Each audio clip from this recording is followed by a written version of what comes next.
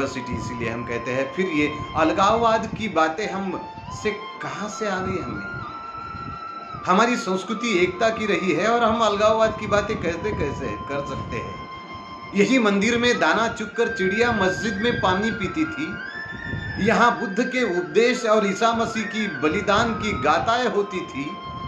मैंने सुना है यहाँ राधा रानी की चुनरी कोई सलमा बेगम सीती थी।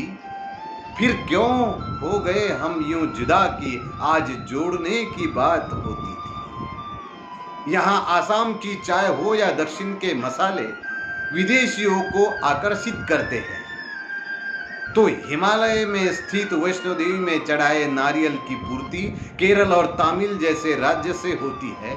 फिर क्यों हो गए हम यूं जुदा कि आज जोड़ने की बात होती है, जोड़ने की बात होती है। हमारे देश, हमारा यह भारत देश सोने की चिड़िया ही था, इसलिए यहाँ पे कई विदेशी सभ्यताओं के आक्रमण हुए मित्रों।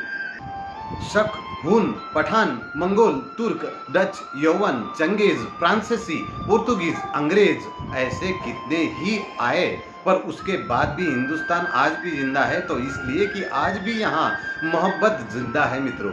प्रेम की जिंदगी हम सभी जीना चाहते हैं। हमारे भारत देश में कोई कितनी भी कोशिश कर ले जातिवाद के बीज बोने की, वह बीज तो बो देगा, पर यहाँ पे बीज वह उग नहीं सकते। वो सिर्फ इसलिए कि हमारी मिट्टी में वो मोहब्बत की खुशबू आज भी, वह पूर्व संस्कारों से पुरानी परंपरा हमारी रही है। हमारे सांस्कृतिक बंधन इतने मजबूत है कि आपके पास पेन होगा तो जरा देख लीजिए, इंग्लिश में लिखिए जरा पेन से, रमजान का स्पेलिंग इंग्लिश में लिख के देखिए, RAMJAN स्पेलिंग आता है। रमजान में शुरुआत के अक्षर अगर आप देखेंगे तो RAM राम आता है, मतलब रमजान में राम। और फिर चलिए दिवाली का स्पेलिंग लिखते हैं, DIWALI। इन शब्दों में आखिरी के 3 अक्षर आते हैं ALI, मतलब अली। दिवाली में अली आता है। यहाँ जो रमजान में राम और दीपावली में दिवाली में अली है, तो झगड़ा किस चीज का है मित्रों? किस बात के लिए झगड़ा है? फिर भी हम जाति जाति के लिए झगड़ते हैं। इसलिए एक शायर हमेशा कहता है, ना जाने क्या करने आए थे, क्या कर बैठे, अरे कहीं मंदिर तो कहीं मस्जिद बना बैठे। हमसे तो परिंदे अच्छे, कभी मस्जिद में तो कभी मंदिर में जा बैठे। हमें यह बात समझनी चाहिए कि हमारे लिए देश सबसे महत्वपूर्ण है मित्रों। बाद में सब कुछ बाद में है, ना हिंदू, ना सिख, ना मुसलमान के लिए, ना टूटे हुए किसी मकान के लिए।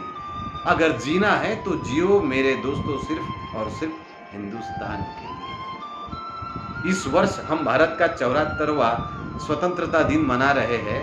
आज ग्लोबलाइजेशन के नाम पर, ग्लोबल सिटीजनशिप के नाम पर हम तकनीकी तौर पर बड़े होते तो दिख रहे हैं, पर दुर्भाग्य से हमारी सोच मैं और मेरे तक ही सीमित होती जा रही है। यह ठीक है कि हम तकनीकी आधार पर दुनिया में जुड़ रहे हैं, ग्लोबलाइज हो रहे हैं, लेकिन कुछ बुनियादी चीज़ों से हमेशा हमें जुड़े रहना होगा। अगर हम वो ना कर पाए तो समाज बिखर जाएगा। हिंदुस्तान को लूटने वाला ऐसा कोई लुटेरा यहाँ पे नहीं आया जिसने भारत को लुटाना हो, हिंदुस्तान को लुटाना हो, पर हमें पता